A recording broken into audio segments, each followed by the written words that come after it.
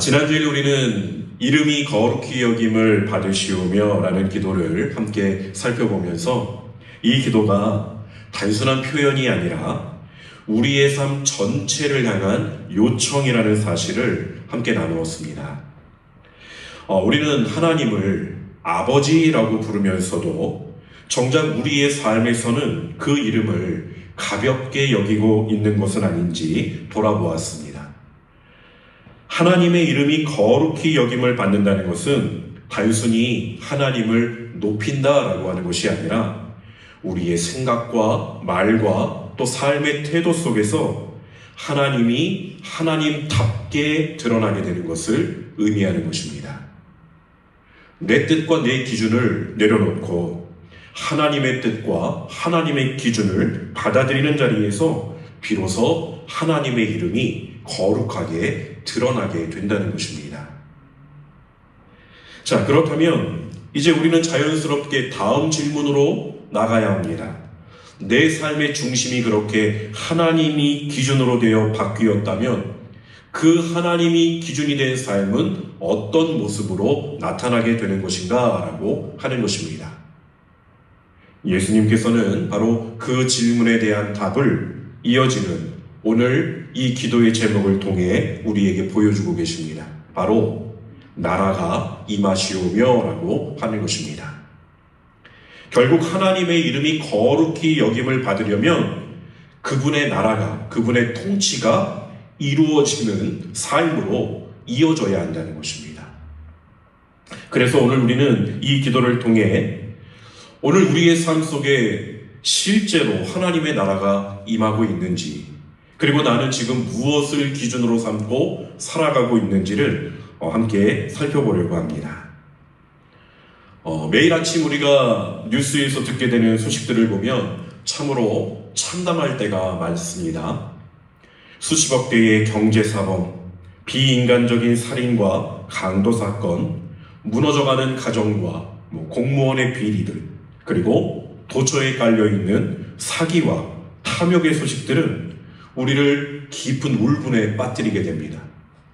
그래서 우리는 이런 모습을 볼 때마다 하나님께 이렇게 말하고 있는 것 같습니다. 하나님, 어째서 이와 같은 일들이 우리가 살아가고 있는 이 세상에서 계속 일어나는 것입니까?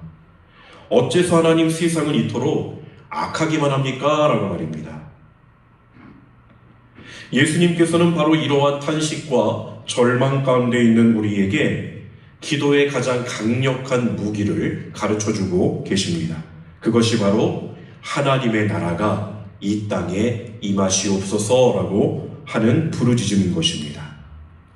그래서 어떤 면에서는 이 나라가 임하시오며 라는 기도가 주기도문 가운데 가장 중심이 되는 기도다라고 말할 수가 있습니다.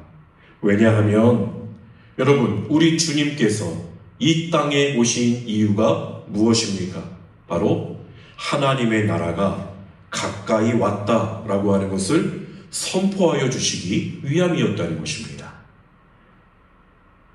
자, 그러니 주님께서 이렇게 가르쳐 주신 기도를 함에 있어서 먼저 우리가 깨달아야 할 사실은 무엇이겠습니까? 과연 하나님의 나라가 의미하는 것이 무엇인가라는 것을 우리는 알아야 한다는 것입니다. 하나님 나라란 과연 무엇일까? 우리는 흔히 나라라고 하면 지도에 표시된 영토나 아니면 그 땅에 사는 주민들을 먼저 떠올리게 될 것입니다.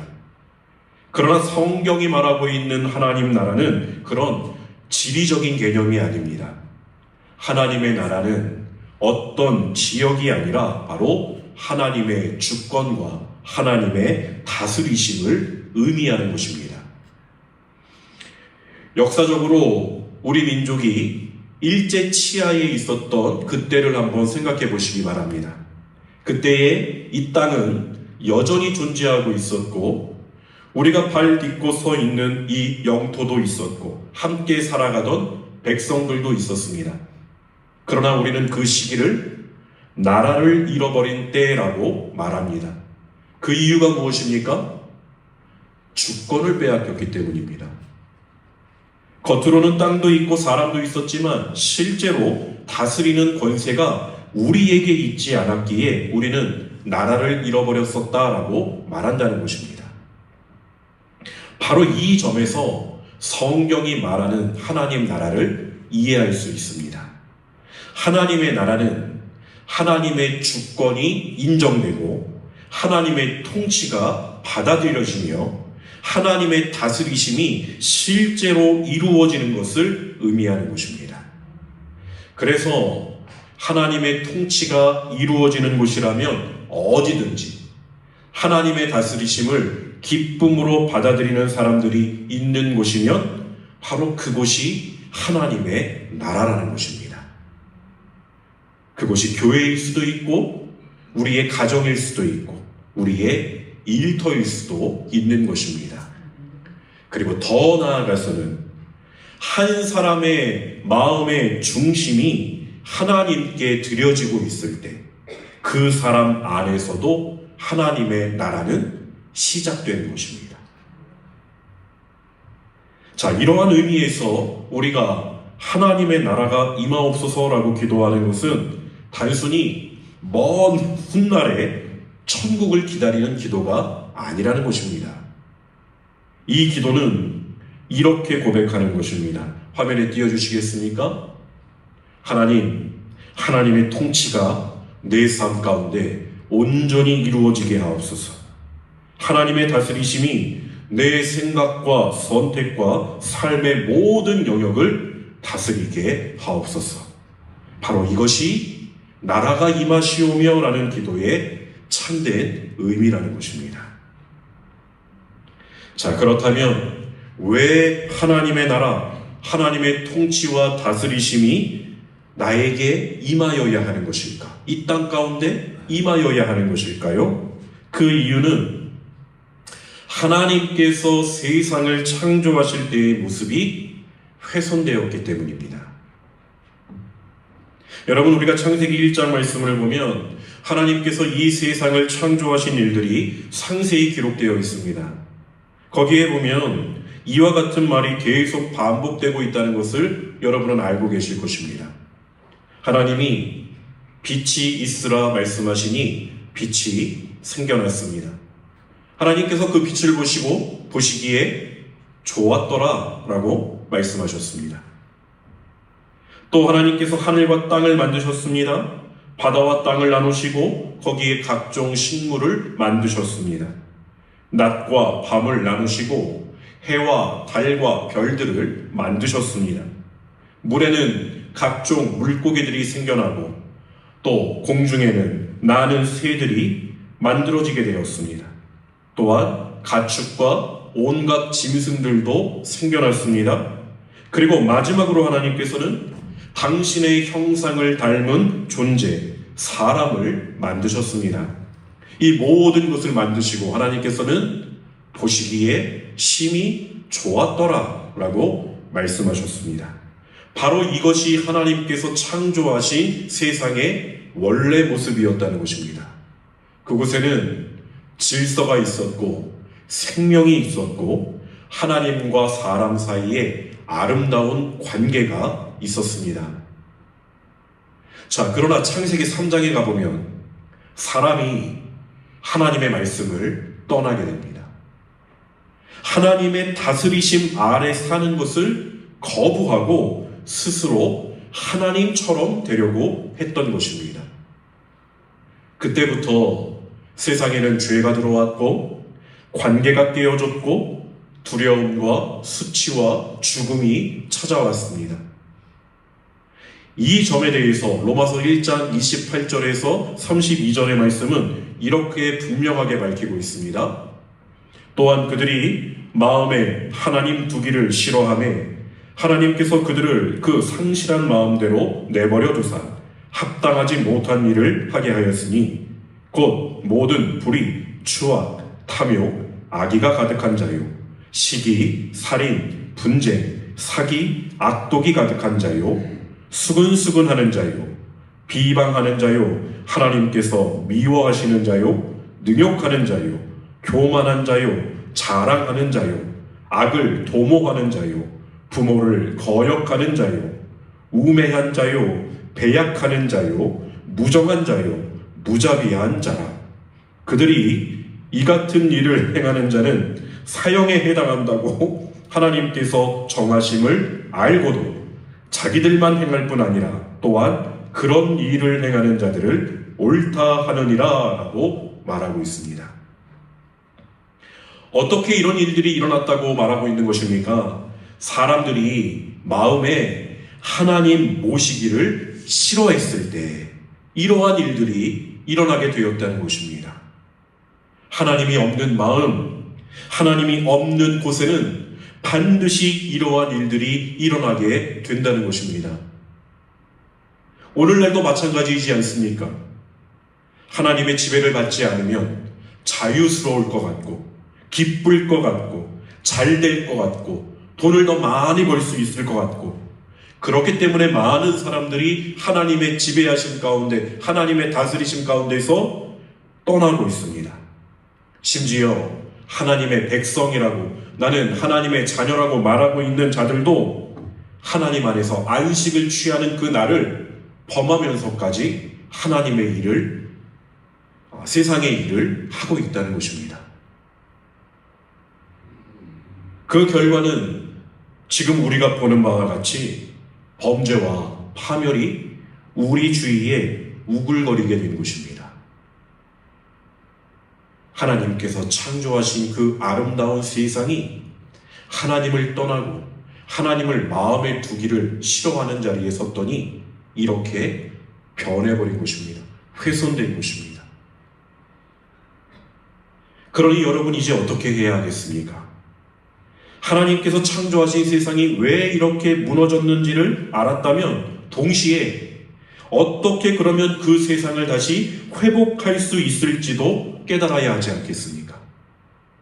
그 길은 오직 한 길뿐입니다. 하나님의 형상으로 돌아가는 것입니다.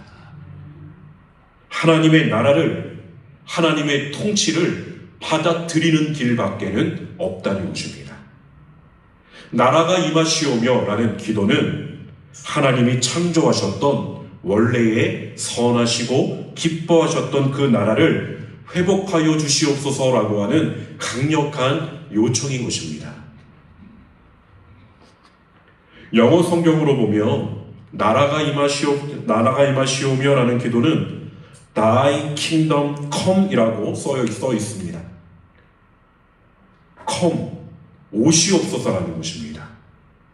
자, 누구에게로 와야 하겠습니까? 나에게 와야 하는 것입니다. 이 오시옵소서의 목적지는 바로 나라는 것입니다. 하나님의 나라가 나에게 오셔야 합니다 라고 하는 것입니다. 자, 그런데 여러분, 우리가 설교를 들을 때 가끔 이런 마음이 들 때가 있습니다. 오늘 저 설교는 꼭 누구가 들어야 되는데, 저 장로님이 들어야 되는데, 저 권사님이 꼭 들어야 되는데, 오늘 설교는 우리 며느리가 꼭 들어야 하는데, 우리 시어머니가 들어야 하는데, 내 남편이 들어야 하는데, 이런 마음이 드는 순간 우리는 하나님의 말씀을 잘못 들은 것입니다. 왜 그렇습니까? 저건 내게 주시는 하나님의 말씀이다. 이럴 때에 말씀이 은혜가 되는 것이기 때문입니다. 사랑하는 성도 여러분, 우리는 이 세상에서 일어나고 있는 죄들에 대하여 말하는 것은 참 쉽게 여깁니다. 다른 사람의 잘못을 말하는 것도 참 쉽습니다. 그래서 우리는 그들을 향하여 어떻게 기도하냐면, 하나님, 저들에게 하나님의 통치가 임하게 하여 주시옵소서. 하나님께서 저들에게 좀 가주시옵소서라고 기도한다는 것입니다. 그런데 여러분, 기도의 출발은 주님의 나라가 먼저 내 안에 이루어지게 하시옵소서라는 고백이어야 하는 것입니다. 내가 먼저 하나님의 지배를 받아들이고 내 안의 욕망과 고집들을 꺾고 주님의 주권을 인정할 때 비로소 그 나라는 시작된다는 것입니다. 내 마음이 하나님의 통치를 거부하고 있으면서 세상의 변화만을 구하고 있는 것은 순서가 잘못된 기도라는 것입니다. 자, 그렇다면 내 삶에 하나님의 나라가 먼저 임하게 하기 위해서 나는 무엇을 해야 하겠습니까? 첫째는 철저한 회개입니다. 회개는 단순히 눈물을 흘리는 반성이 아니라 삶의 방향을 자기 중심에서 하나님 중심으로 완전히 돌이키는 것입니다. 이 회개의 모습을 잘 보여주는 것이 누가복음 15장에 나오는 탕자의 비유입니다. 아버지의 품을 떠나서 자기 마음대로 살았던 탕자가 아버지께로 돌아오게 되지 않습니까? 하나님의 품을 떠나 자신의 유익과 만족만을 위해 살던 우리가 하나님 아버지께로 돌아가는 것이 바로 회개라는 것입니다. 자, 또한 누가복음 19장 말씀에 보면 삭개오의 이야기가 기록되어 있습니다. 이 삭개오도 이 회개의 모습을 잘 보여주는 인물입니다. 사람들의 돈을 착취하여서 자신의 삶을 풍요롭게 하고 그것이 삶의 행복인 것처럼 살아왔던 삭개오, 그가 예수님을 만나게 됩니다. 이 장면을 잘 보시면 예수님이 돌 무화과 나무 위에 있던 삭개오를 바라보십니다. 그리고 삭개오야, 속히 내려오라. 내가 오늘 내 집에 유하여야 하겠다라고 말씀하십니다. 그리고 삭개오의 집에 가셔서 함께 먹고 교제를 나누십니다. 그런데 삭개오가 그 자리에서 일어나 이렇게 말하지 않습니까? 누가복음 19장 8절 말씀입니다. 삭개오가 서서 주께 여짜오되 주여 보시옵소서, 내 소유의 절반을 가난한 자들에게 주겠사오며 만일 누구의 것을 속여 빼앗은 일이 있으면 내 갑절이나 갚겠나이다. 그러자 이어지는 9절 말씀입니다. 예수께서 이르시되 오늘 구원이 이 집에 이르렀으니 이 사람도 아브라함의 자손이미로다. 아멘. 삭개오의 집에 삭개오의 마음에 하나님의 나라가 임한 것입니다. 왜입니까? 그 마음에 왕좌가 중심이 바뀌었기 때문입니다. 이것이 바로 회개라는 것입니다. 잘못을 후회하는 감정에 잠깐 머무는 것이 회개가 아닙니다. 회개란 자기의 힘과 노력과 의지로 자기의 삶을 확장하려고 하는 자리에서 내려와 하나님을 중심에 모시고 그분의 뜻에 순종하는 삶으로 방향을 바꾸는 것입니다. 바로 그때 하나님의 나라는 비로소 우리의 삶 가운데 임하기 시작한다는 것입니다. 자, 그렇게 회개를 통해 하나님께로 돌아왔다면 이제 그 다음 걸음이 있습니다. 그것은 바로 순종입니다. 하나님의 통치 안에서 하나님의 백성이 되었다면 이제는 마땅히 그 왕 되시고 주인 되시는 하나님께서 기뻐하시고 온전하게 원하시는 뜻이 무엇인지를 깨닫고 그 일을 행하며 살아가야 한다는 것입니다. 모든 것에 있어서 하나님 중심으로 생각하고 하나님의 뜻이 무엇인지 어떻게 해야 내가 하나님을 기쁘시게 해드릴 수 있을지를 생각하며 그 뜻에 순종하는 것입니다. 자, 이처럼 회개를 통해 하나님께 돌아와 그분의 백성이 되고 그분을 왕으로 모시며 예배하고 그분의 뜻에 순종하며 살아가는 삶, 바로 그 삶 속에 하나님의 나라는 실제로 우리에게 임하게 될 것입니다. 하나님의 나라는 먼 곳에 있는 것이 아니라 하나님의 뜻에 순종하는 한 사람의 삶을 통해 지금 여기에서 드러나는 것입니다. 하나님의 나라가 우리 안에 임하면 우리는 이전의 삶과 같은 삶으로 살아갈 수가 없습니다. 사랑하는 성도 여러분, 우리는 여전히 이 땅에 발을 딛고 살아가고 있지만 더 이상 이 세상의 방식대로 살아가는 사람이 아닙니다. 이것을 잊지 말아야 합니다. 하나님의 나라의 백성이 된 우리는 이제 하나님의 나라의 원칙과 질서 그리고 그 나라의 가치와 기준을 따라 살아가는 자들이어야 한다는 것입니다. 빌립보서 3장 20절 말씀에 보면 이렇게 말하고 있습니다. 그러나 우리의 시민권은 하늘에 있는지라 거기로부터 구원하는 자 곧 주 예수 그리스도를 기다리오니. 이것이 우리가 이 세상에서 살아갈 때의 삶의 모습을 잘 보여주고 있는 말씀입니다. 우리의 진짜 소속은 이 땅이 아니라 하늘에 있다는 뜻입니다. 그러하기에 우리가 지금 살아가는 이 땅의 삶은 마치 이민자로 살아가는 삶과도 같은 것이고 잠시 파견된 사람처럼 살아가는 삶과도 같은 것이고 아주 잠깐 머물다가 가는 여정과도 같은 삶인 것입니다. 성경에서는 우리의 삶을 이렇게 말하고 있지 않습니까? 나그네와 같은 삶, 순례자의 삶이라고 말입니다. 이것을 명확하게 알고 있는 사람들은 이 땅에서 어떻게 살아가겠습니까? 비록 지금 이곳에 있지만 하나님의 뜻에 순종하며 살 것이고 그 나라를 준비하며 살 것입니다. 그래서 세상 사람들과 라이프 스타일이 전혀 다를 수밖에 없는 것입니다. 그런데 여러분, 우리는 어떻게 살아가고 있습니까? 모두가 다 세상 사람들이 추구하는 것들을 나도 따라가야 한다라고 하면서 그렇게 이 땅에서 살아가고 있는 우리의 모습은 아닙니까? 이 세상 사람들은 어떻게 삽니까?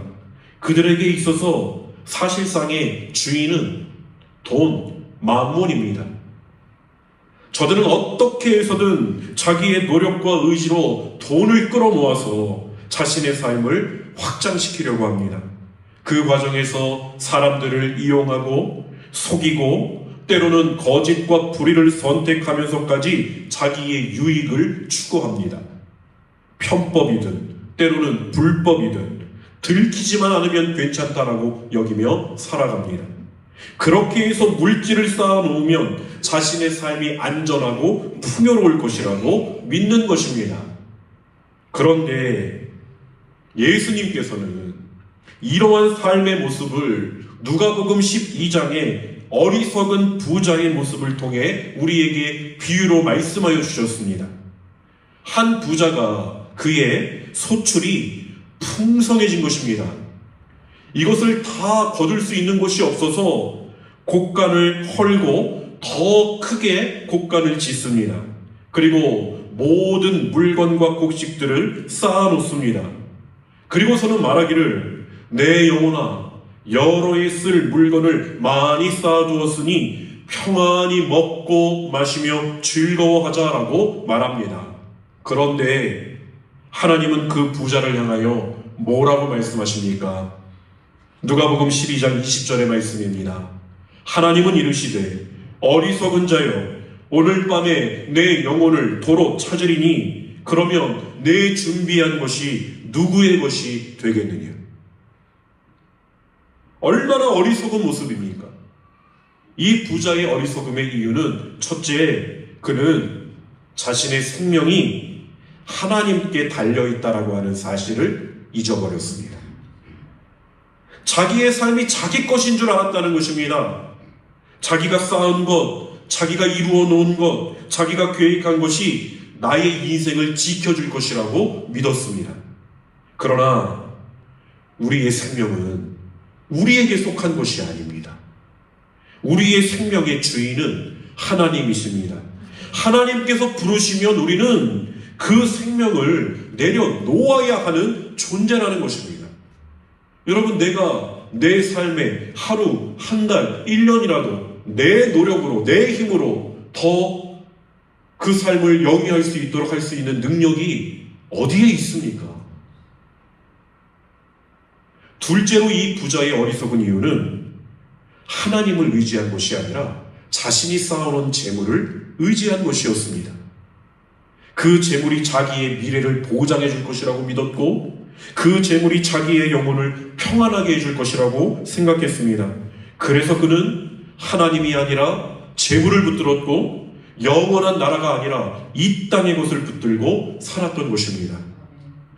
바로 이것이 주님께서 우리에게 보여주시는 이 세상 사람들의 삶의 모습이라는 것입니다. 단지 한 부자의 이야기가 아니라 오늘을 살아가는 우리의 모습을 비추는 거울이 됩니다. 그래서 우리는 매 순간 물어야 하는 것입니다. 나는 무엇을 의지하며 살아가고 있는가? 하나님의 백성이 된 나는 지금 무엇을 붙들고 내 인생의 안전을 찾고 있는가?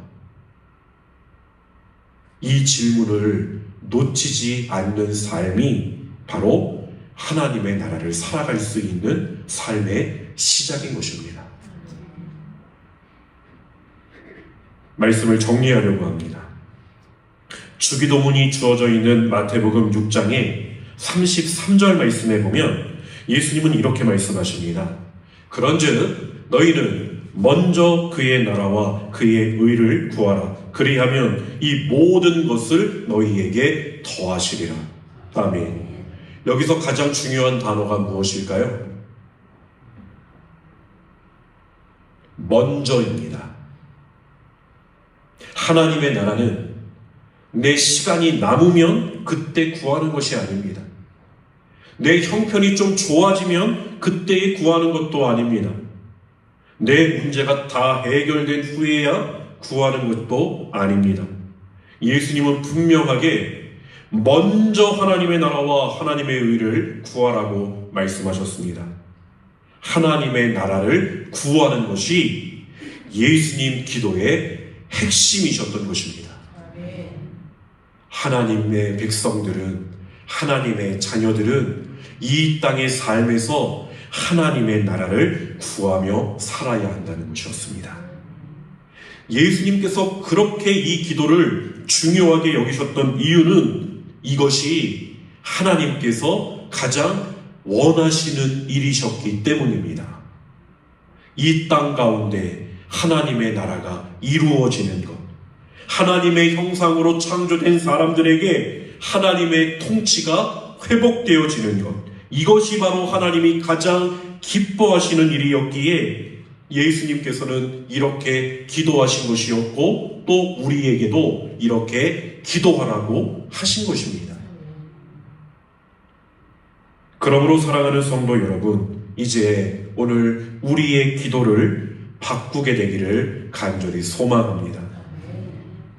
늘 주시옵소서라고 하는 개인적 욕망을 나열하는 것에 머무르기보다 주님의 나라가 내 마음에 임하게 하옵소서라고 먼저 구하는 자리에 서시기를 바랍니다.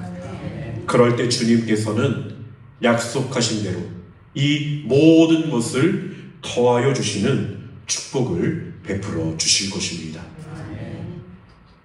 이번 한 주간도 매일의 삶 속에서 그렇게 하나님의 나라를 먼저 이룩해 나가는 거룩한 하나님 나라의 백성들로 살아가시기를 주님의 이름으로 간절히 축원드립니다. 기도하겠습니다. 하나님, 우리의 삶에 하나님의 나라가 임하게 하여 주시고 우리의 마음과 생각과 선택이 주님의 다스리심 아래에 있게 하여 주옵소서. 내가 왕되어 살던 자리에서 내려와 주님을 참된 왕으로 모시게 하시고 회개와 순종으로 하나님 나라의 백성답게 살아가게 하옵소서. 보이는 세상의 것들을 의지하지 않게 하시고 먼저 하나님의 나라와 의를 구하며 살아가는 믿음을 우리에게 더하여 주셔서 우리의 삶과 가정과 교회 위에 하나님의 나라가 날마다 임하게 하여 주시고 그 나라의 참 기쁨과 평강을 온전히 누리며 살아가게 하여 주옵소서. 감사드리오며 우리 주 예수님의 이름으로 간절히 기도드립니다. 아멘.